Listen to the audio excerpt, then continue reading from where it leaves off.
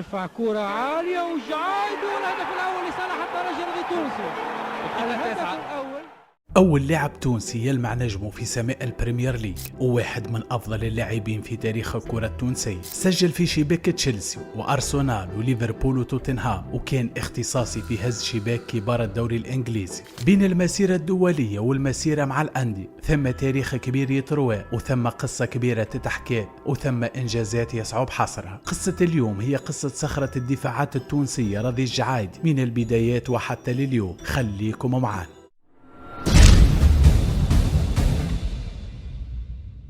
في 30 أوت 1975 ولد راضي الجعايدي في مدينة جابس في الجنوب الشرقي لتونس. راضي تلقى التعليم الابتدائي والثانوي في مسقط رأسه في مدينة جابس، وبالتوازي مع الدراسة التحق بصفوف فريق الناشئين للملعب الجابسي سنة 1988. في 1992 التحق راضي الجعايدي بأكابر الملعب الجابسي، وكان في عمره وقتها 17 سنة فقط. موسم واحد للجعايدي مع أكابر الملعب الجابسي كان كافي باش يخطف به أنظار الفرق الكبرى، وكان كافي باش يكشف على الموهبة الكبيرة للاعب. في صيف 1993 وبالتوازي مع نجاحه في البكالوريا وانتقاله للدراسة في تونس العاصمة في المعهد العالي للرياضة بقصر السعيد، راضي الجعايدي وقع أوراق انتقاله إلى شيخ الأندية التونسية الترجي الرياضي التونسي. بين 1994 و 2004 10 سنين كانت تاريخية في مسيرة راضي الجعايدي مع الترجي. في كل زاوية ثم تاريخ، وفي كل عام ثم إنجاز. الجعايدي بدأ من الباب الكبير مع الترجي، وفي أول موسم ليه توج بلقب البطولة سنة 1994، وتوج أيضا بلقب دوري أبطال إفريقيا الأول في تاريخ أبناء باب سويقة. على المستوى الإفريقي توج الجعايدي مع الترجي أيضا بلقب كأس الاتحاد الإفريقي عام 1997، وتوج أيضا بالكأس الإفريقية للأندية الفائزة بالكؤوس سنة 1998. أما على المستوى المحلي فإنه ألقاب الجعايدي مع الترجي لا تحصى ولا تعد، ويبقى أهمها التتويج ببطولة تونس في 1994 و1998 و1999 و2000 و2001 و2002 و2003، وزيد عليهم التتويج بكاس تونس سنة 1999. المسيرة الكبيرة مع الترجي الرياضي التونسي لصخرة الدفاع اكتملت بمسيرة دولية مشرفة يتمناها أي لاعب.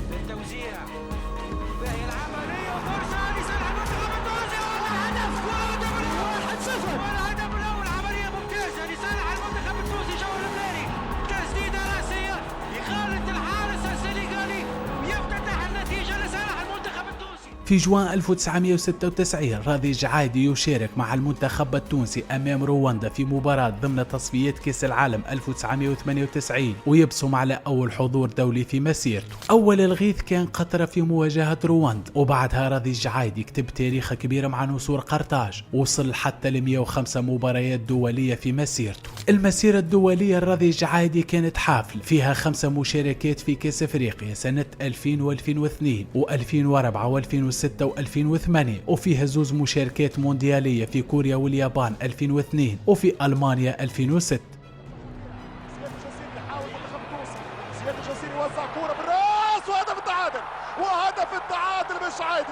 أفضل إنجاز دولي في مسيرة الجعايدي مع المنتخب التونسي أكيد عرفتوا، وأنه التتويج بكأس إفريقيا 2004، واللي كانت النجمة الإفريقية الأولى اللي تاخذ مكانها في قميص نسور قرطاج. 2004 كان عام مثالي بالنسبة لراضي الجعايدي، وكان العام أيضا اللي خذت فيه مسيرته نقلة نوعية. بعد التتويج بكأس إفريقيا وبعد التتويج بجائزة أفضل لاعب عرب، راضي الجعايدي يقرر خوض أول تجربة احترافية خارجية في مسيرته، ويوقع على أوراق انتقاله إلى فريق بولتون الإنجليزي. موسم 2004-2005 كان بداية رحلة راضي الجعايدي مع بولتون في الدوري الإنجليزي، والانتقال للمستوى العالي ما أثرش على طموح صخرة الدفاعات التونسية، اللي قدم أوراق اعتماده بموسم تاريخي لعب فيه 28 مباراة وسجل 5 أهداف أمام أرسنال وتشيلسي وتوتنهام وإيفرتون وبرمنغهام، وحتى فريقه بولتون أنهى الموسم في المركز السادس وقتها. الموسم الأول في التألق كان يلزمه موسم ثاني للإثبات، وهذا اللي صار مع راضي الجعايدي في موسم 2005-2006، حيث حافظ على مكانته في التشكيلة الأساسية لبولتون، وخاض 24 مباراة سجل فيها 3 أهداف أمام ويغان وميدلزبرو وليفربول، وقدم فيها تمريرة حاسمة. 2 مواسم الراضي الجعايدي مع بولتون كانوا في المستوى، ويمكن تلخيصهم في عبارة المدافع التونسي راضي الجعايدي الاختصاصي الأول في هز شباك كبار البريمير ليج.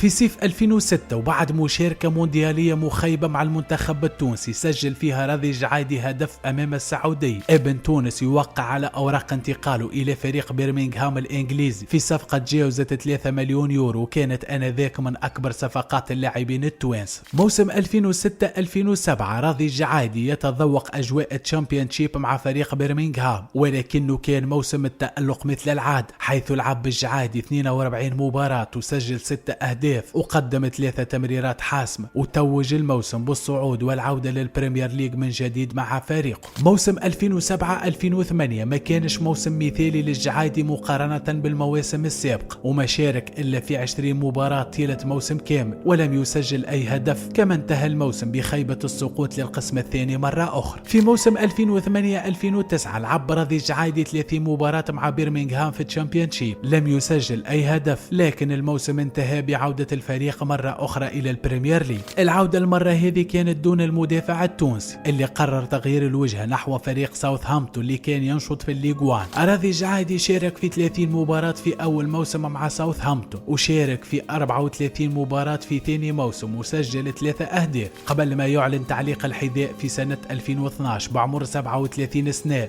وخلف وراه مسيرة للتاريخ يتمناها أي لاعب تونسي. بعد الاعتزال مع فريق ساوثهامبتون راضي الجعايدي ينتقل لعالم التدريب، وبدايته كانت مع فريق ساوثهامبتون تحت 21 سنة، ثم فريق ساوثهامبتون تحت 23 سنة، قبل ما يلتحق بتدريب فريق هارتفورد في الولايات المتحدة الأمريكية. بعد أمريكا الجعايدي يعود كمساعد مدرب مع فريق سيركل بروج البلجيكي، حتى جات الفرصة الأكبر في مسيرته وهي تدريب الترجي الرياضي التونسي.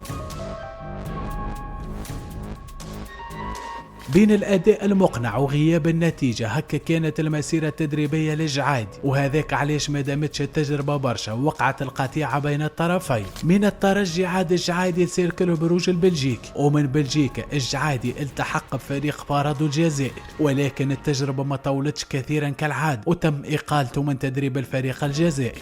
بين مسيرة كبيرة في ملاعب كرة القدم يتمناها أي لاعب تونسي، وبين مسيرة تدريبية ما زالت إلى اليوم تبحث عن التوازن. هكا كانت القصة الكاملة لصخرة الدفاعات التونسية راضي الجعايدي. اعطيونا في التعليقات اقتراحاتكم لقصة اللاعب القادم.